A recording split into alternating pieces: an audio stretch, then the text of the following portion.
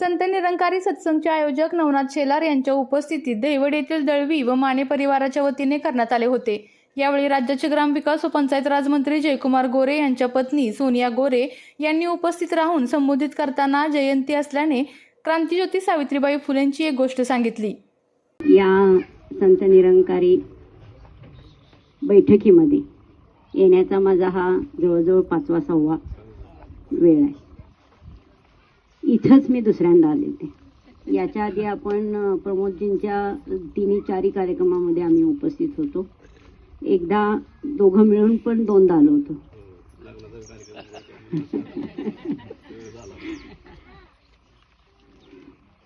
भक्ती कोणत्या मार्गाने करावी याला काही अजिबात कुणाच्या अशी गरज नाही ज्याला की भक्ती करावीच का नाही करावी, पण कोणत्या मार्गाने करावी याला काही सूचना नाहीये। प्रत्येक परमेश्वराची प्रत्येक जण भक्ती करत असतो आपापल्या परीने। पण भक्ती करत असताना ज्या वेळेला लोक खूप आपल्यावर संकट येतात तेव्हा त्या मार्गाकडे वळतात आणि त्या वेळेला खरं कुठल्या तरी अशा गोष्टींची गरज आपल्याला भासते की आपण यातनं सही सलामत बाहेर पडू, अशी एक श्रद्धा ठेवून आपण त्या गोष्टीकडे वळतो। पण या संत निरंकारी बैठकीमध्ये मी आवर्जून नेहमी पाहते की खूप तरुण लोक, अगदी मुलं सुद्धा, माणसं कमी पण महिला जास्त, अशा पद्धतीनं बैठकीमध्ये येण्याचा ओघ आहे। खरं तर महिलांना खूप कामं असतात, खूप सगळा संसाराचा गाडा ओढायचा असतो। या सगळ्या व्यापातनं ज्यावेळेला आपण हा भक्ती मार्ग निवडतो ना, त्यावेळेला एक शांतता, आपल्यात असलेली प्रगती आणि सुंदर विचार घेऊन जाण्याचा हा खूप चांगला मार्ग असतो आणि त्याच्याकडे अपसूकपणे आपण वळतो। पण त्यासाठी कुणीतरी आपल्या भागातल्या लोकांनी पुढाकार घ्यायचा असतो आणि तो प्रमोदजींनी घेतला। त्याबद्दल मला त्यांचं खूप कौतुक करायचं आहे। तुम्ही हा दहिवडीचा आपल्या मान तालुक्याचा, जवळजवळ ह्या जिल्ह्याचा सगळा हा वर्ग ह्या गोष्टीकडे वळवला, त्याबद्दल मी तुमचं अभिनंदन करते। आणि प्रत्येक वेळेला तुम्ही नवीन नवीन संत इथं आणण्याचा प्रयत्न करतात आणि त्यांच्या विचारांचं पगडा आमच्या या मान तालुक्यावर, आपल्या या मान तालुक्यावर देण्याचा प्रयत्न खूप निस्वार्थीपणे करता। याबद्दल पण परत मला तुमचं कौतुक करायचं आहे। खरं तर आज महिला मुक्ती दिन आहे आणि त्यासाठी त्याची पण एक मला आठवण तुम्हाला करून द्यायची आहे। सावित्रीमाईंनी जी आपल्याला ह्या मुक्ती दिनाची जी आपल्याला देणगी दिलेली आहे त्याचं आज मनन करणं पण खूप गरजेचं आहे। कारण खरं तर एका शाळेमध्ये मला एक कथा सांगायची छोटीशी। शाळेमध्ये आपल्याला सावित्रीमाईचा खूप सारा इतिहास शिकवला जातो, कारण खऱ्या अर्थानं आपण त्यांच्यामुळे मुक्त झालोय। खऱ्या अर्थानं आपल्याला शिक्षणाचा जो प्रसार झालाय तो सावित्री आईंच्यामुळे मिळाला।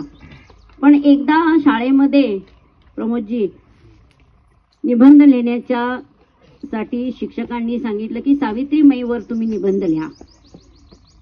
खूप भरभरून निबंध लिहिले गेले, कारण आपण त्या सगळ्याजण त्या पूर्वीच्या सगळ्या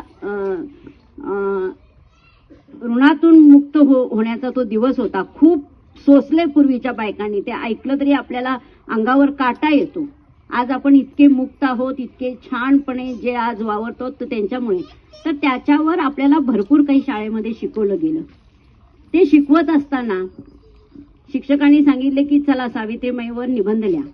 सगळ्या विद्यार्थिनींनी खूप सारे निबंध लिहिले, पण एका मुलीनं अख्खा पेपर कोरा ठेवला ती गोष्ट कदाचित माहीत असण्याची शक्यता आहे आपल्याला.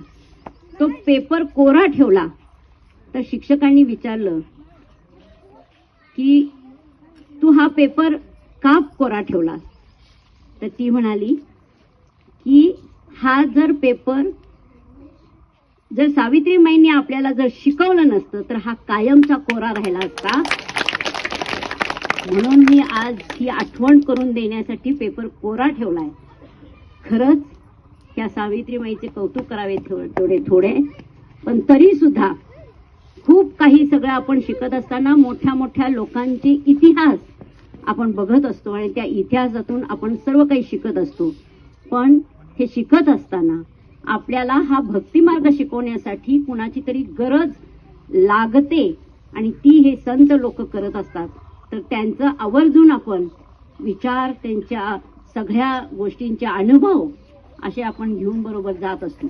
पण परत प्रमोदजी, मला एक तुम्हाला विनंती करायची. मगाशी आपल्याला काकांनी सांगितलं की आपण व्यवहारात जे वागतोय ते व्यवहाराचं ज्ञान देण्याची गरज आहे. कसं? तर अजूनही भांडणं मिटलेली नाही. त्या बऱ्याच गोष्टींची भांडणं आहेत, इस्टेटीसाठी भांडणं आहेत. मग आता हे तिथं पण प्रेम शिकवताना तुम्ही फक्त म्हणताय प्रेम करा, प्रेम करा. प्रेम करतोय, ऑलरेडी प्रेम करतोय, बहिणीवर करतोय, मैत्रिणीवर करतोय, आई वडिलांवर करतोय, सगळ्यांच्यावर करतोय. मग ही भांडणं आहेत कशासाठी? यातनं आपण कधी मुक्त होणार आहे? ह्या गोष्टींची जाणीव करून देण्याची गरज आहे. हे प्रेम गेलं पाहिजे. फक्त समाजामध्ये फिरत असताना आपण जाता जाता आपल्या जावेला नावं ठेवतो. जाता जाता काय प्रेम आहे? कुठं प्रेम आहे?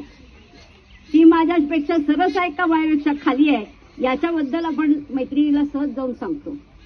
एका मैत्रिणीची दुसऱ्या मैत्रिणीकडे तक्रार करतो आणि ती मैत्रीण कशी आहे ती त्याच्याबद्दल चर्चा करतो. इथं प्रेम आहे का? म्हणजे आपण प्रेम कशातनं घेतोय, कुठनं घेतोय? फक्त देवावर श्रद्धा ठेवणं आणि फक्त देवाला नमस्कार करणं म्हणजे प्रेम आहे का? हे शिकवा.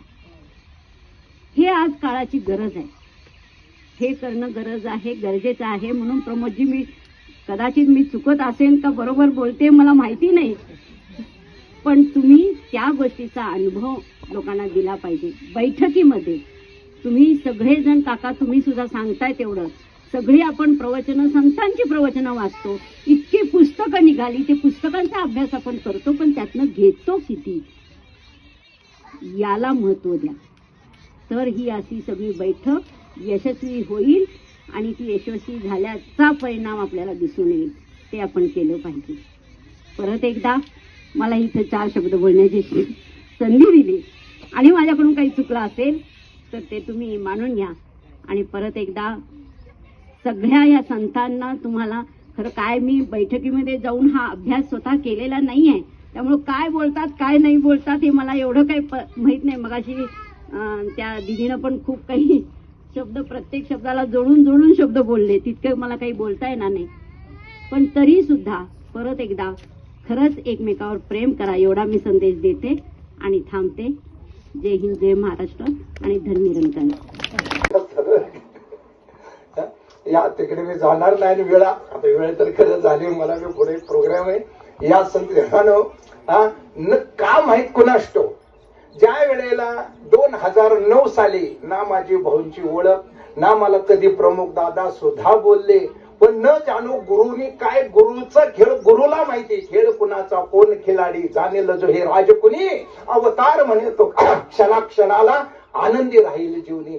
संत जनानो न जाणो काही कळत नाही, पण त्यावेळेला संत जनानो भाऊ इलेक्शनला 2009 साली ना माझं मतदान, मी फलटणचा,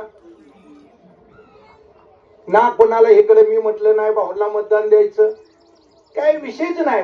ना भाऊंची ओळख, ना कधी दादा बी मला म्हटले की असे काही नाही. पण संत जनानो का गुरुनी त्यावेळेला 2009 साली ज्या वेळेला मतमोजणी झाली ना, दाशी एवढा मोठा रेडिओ घेऊन शेती करतो, पाणी दारे पाच दारे एवढा मोठा रेडिओ घेऊन, कारण त्यावेळेला मोबाईल नव्हते हो, 97ची आठवणीची गोष्ट, मोबाईल नव्हते. संत यानं एवढा मोठा रेडिओ घेऊन दासला आठवतं कपाशी लावलेली होती. माझं कधी गोऱ्यांचं म्हणजे मान ह्याच्यातलं काय झालं, कोण आघाडीवर आहे, कोण आघाडीवर आहे. एका फक्त आमच्या फलटणचं सुद्धा नाही मला काय वाटलं की जिथं मतदान केलं ते मी गादीव बसलोय सद्गुरूच्या, मी कधीच लबाड बोलत नाही. या संत जनानो तेव्हापासून न कळत भाऊबद्दल दादाबद्दल एवढं प्रेम. दादानी कधी बी सांगू द्या महाराज यायचंय, नाही शब्द कधीच उमटत नाही. आणि आज संत जनानो सद्गुरूची कृपा की आज इतक्या वर्षात आज सत्संग करतोय, इतक्या वर्ष स्टेजवरती. परंतु संत जनानो आजच जवळजवळ 98% कोण माझ्या माता बहिणी आणि 2% महात्मा. 2% महात्मा. या संत जनानो दासला असं समजलं नारी सत्संग आहे, नारी सत्संग आहे. पण आमचे परमपूज्य आदरणीय सतीश भोसले भाऊ म्हणले नारी सत्संग नाही महाराज, तुमचं दासला वाटलं ज्ञान द्यायला जायचंय. जाता जायचंय संत जनानो. संध्याकाळी इकडे मायनीच्या बाजूला प्रोग्राम आहे, जाता जायचंय. दादाने मला ज्ञानाला बोलवलंय. पण संत जनानो सतीश महाराज म्हणले पाठवले, मेसेज पाठवलाय म्हणले तुमच्या उजरीमध्ये. या संत जनानो सद्गुरूची असीम कृपा आहे. पवित्र अशी सत्संग तुम्ही सत्संग केली. यामध्ये एका महात्म्याचे विचार, एका माझ्या बहिणीचे विचार. आपल्या तालुक्यातील जिल्ह्यातील बातम्या सर्वप्रथम पाहण्यासाठी आजच सातारा न्यूजला YouTube चॅनलवर सबस्क्राईब करा, लाईक करा, शेअर करा आणि बेल आयकॉन प्रेस करायला विसरू